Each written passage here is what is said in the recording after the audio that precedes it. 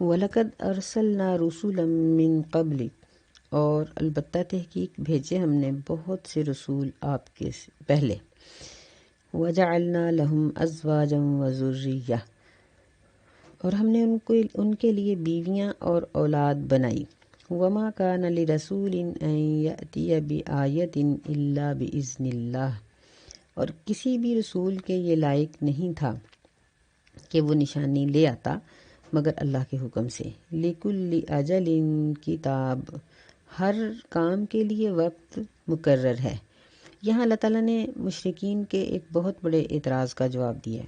وہ یہ اعتراض کرتے تھے کہ یہ رسول انسانی شکل میں کیوں آئے. یہ اعتراض پہلی امتوں نے بھی کیا اور مکے کے لوگوں نے بھی کیا کہ نبی صلی اللہ علیہ وسلم کی جگہ پر کوئی فرشتہ اترتا تو ہم ایمان لے آتے. یہ ہماری طرح کا انسان ہے تو ہم اس پر کیسے ایمان لائیں، کیونکہ نبی علیہ الصلاۃ والسلام اسی زمانے میں پیدا ہوئے، پھر آپ کا بچپن، آپ کی جوانی وہیں گزری. لوگوں کی آنکھوں میں کوئی دھول نہیں تھی کہ وہ آپ کو جانتے پہچانتے نہ ہوں، بلکہ آپ کو بہت اچھی طرح سے پہچانتے تھے. تو اللہ تعالیٰ نے اس کا یہ جواب دیا ہے کہ اللہ نے پہلی امتوں کے رسول جو تھے ان کو بھی انسان ہی بنایا تھا، اور وہ بھی بیوی بچوں والے اور گھر بار والے تھے.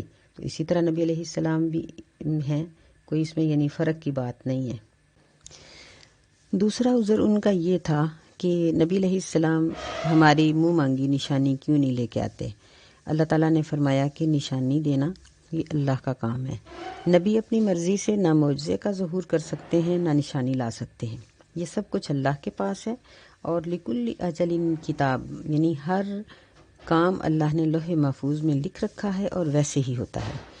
یمحو اللہ ما یشاء ویثبت، مٹاتا ہے اللہ تعالیٰ جو چاہتا ہے اور ثابت کرتا ہے. وَعِندَهُ أُمُّ الْكِتاب، اور اسی کے پاس ہے اصل کتاب. یہاں ام الکتاب سے مراد لوح محفوظ ہے.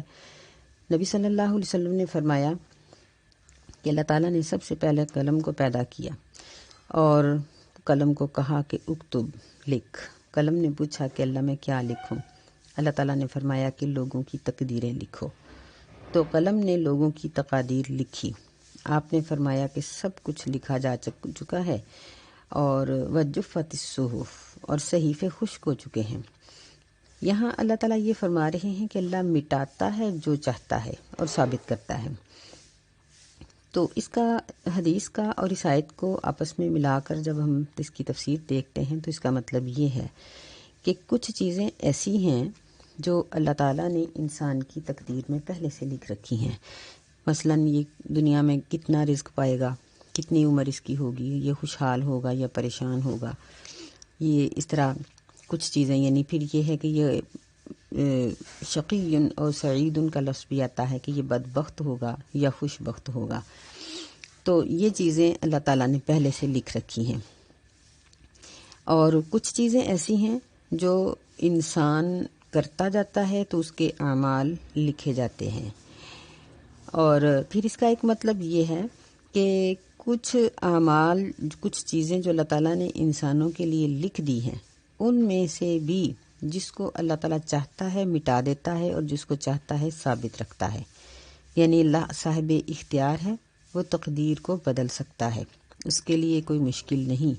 کسی کو لمبی زندگی دے دینا، یا کسی کے لیے تکلیف لکھی ہے تو خوشحالی لکھ دینا، یا اس کی خوشحالی کو بدحالی میں بدل دینا، یہ سب چیزیں اللہ تعالیٰ کے اختیار میں ہیں. اس لیے انسانوں کو اللہ تعالیٰ سے ہر وقت دعا مانگتے رہنے کا حکم دیا گیا ہے.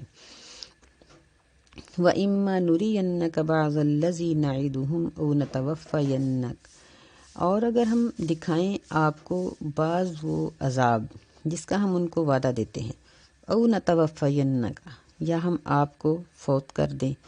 یعنی مشرکین مکہ پر عذاب آپ کی زندگی میں آئے یا آپ کی وفات کے بعد آئے. فَإِنَّمَا عَلَيْكَ الْبَلَاغُ وَعَلَيْنَا الْحِسَابُ، بس بے شک آپ کے ذمہ ہے پہنچا دینا اور ہمارے ذمہ ہے حساب لینا. یعنی مکے کے لوگ بار بار عذاب کا مطالبہ کرتے تھے، اس قدر وہ ہٹ دھرم اور ڈھیٹ ہو چکے تھے کہ ان کو اللہ سے ڈر نہیں آتا تھا. تو فرمایا کہ عذاب آپ کی موجودگی میں آئے یا آپ کے بعد آئے، آپ کی ذمہ داری ہے اللہ کے احکامات کو پہنچا دینا، اور حساب لینا یہ ہمارے اوپر ہے۔ تو ظاہر ہے کہ جب اللہ تعالیٰ حساب لے گا تو پھر سزا کے حقدار کو سزا تو ملے گی۔ اولم یروا انا نأتی الارض ننقصها من اطرافها، کیا وہ نہیں دیکھتے کہ بے شک ہم آتے ہیں زمین کی طرف، کم کرتے ہیں ہم اس کو اس کے کناروں سے۔ واللہ یحکم لا معقب لحکمہ وہو سریع الحساب، اور اللہ تعالیٰ فیصلہ کرتا ہے، کوئی نہیں بدل سکتا اس کے فیصلے کو، اور وہ بہت جلدی حساب لینے والا ہے۔ زمین کو کم کرنے کا مطلب ایک تو زمین گھٹتی بڑھتی رہتی ہے، سائنس اس چیز کو ثابت کرتی ہے کہ سمندروں میں بعض جزیرے نمودار ہوتے رہتے ہیں اور بعض ڈوبتے رہتے ہیں، یہ سلسلہ جاری ہے اور جاری ہی رہے گا۔ یہاں یہ مطلب ہے اس کا کہ مسلمانوں کی حکومت بڑھتی جا رہی ہے اور کافروں کی حکومت کم ہوتی جا رہی ہے، تو کیا یہ اسلام کے کامیاب ہونے کی علامت نہیں ہے؟ ان کو اور کوئی نشانی چاہیے؟ اسلام کا پھیلنا ان کے لیے نشانی کافی نہیں ہے؟ اور پھر فرمایا کہ واللہ یحکم، اللہ فیصلہ کرتا ہے، اس کے فیصلے کو کوئی بدل نہیں سکتا، کیونکہ اس کا فیصلہ انصاف پر مبنی ہے اور وہ جلدی حساب لے لینے والا ہے۔ وقد مکر الذین من قبلہم فللہ المکر جمیعا، اور تحقیق مکر کیا ان لوگوں نے جو ان سے پہلے تھے، بس اللہ کے پاس ہیں تمام مکر، یعنی یہ تدبیریں کرتے ہیں، مکر کرتے ہیں اسلام کو مٹانے کے لیے، تو اللہ تعالیٰ کے پاس ان کی تمام تدبیریں سمجھی جاتی ہیں، اللہ کو معلوم ہیں، اللہ تعالیٰ ان کی جال کے اندر نعوذ باللہ نہیں آ سکتا۔ یہ سمجھتے ہیں کہ شاید ہماری تدبیریں اللہ تعالیٰ کے احکامات کو ختم کر دیں گی، نہیں، یہ ناممکن ہے۔ یعلم ما تکسب کل نفس، وہ جانتا ہے جو کماتا ہے ہر شخص، یعنی وہ ہر ایک کے ہر عمل کو جانتا ہے۔ وَسَيَعْلَمُ الْكُفَّارُ لِمَنْ عُقْبَى الدَّارِ، اور عنقریب کفر کرنے والے لوگ جان لیں گے کہ آخرت کا اچھا انجام کس کو حاصل ہوتا ہے۔ وَيَقُولُ الَّذِينَ كَفَرُوا لَسْتَ مُرْسَلًا، اور کہتے ہیں کافر لوگ کہ نہیں ہے تو پیغمبر۔ قُلْ كَفَى بِاللَّهِ شَهِيدًا بَيْنِي وَبَيْنَكُمْ، کہہ دیجئے کہ اللہ ہی کافی ہے گواہی دینے والا میرے اور تمہارے درمیان۔ وَمَنْ عِنْدَهُ عِلْمُ الْكِتَابِ، اور وہ شخص جس کے پاس کتاب کا علم ہے، یعنی مجھے اللہ ہی کی گواہی کافی ہے، اور وہ شخص جس کے پاس کتاب کا علم ہے، یعنی جو تورات، انجیل، زبور، ان تمام کتابوں کو سمجھتا ہے، اور اس کے ساتھ ساتھ جو قرآن مجید کو بغیر کسی ٹیڑھ کے پڑھتا ہے، خلوص کے ساتھ پڑھتا ہے، تو وہ اس بات پر یقین کرتا ہے کہ محمد صلی اللہ علیہ وسلم اللہ کے رسول ہیں۔ اللہ تعالی ہمیں قرآن مجید کو سمجھنے کی توفیق عطا فرمائے۔ السلام علیکم ورحمۃ اللہ وبرکاتہ۔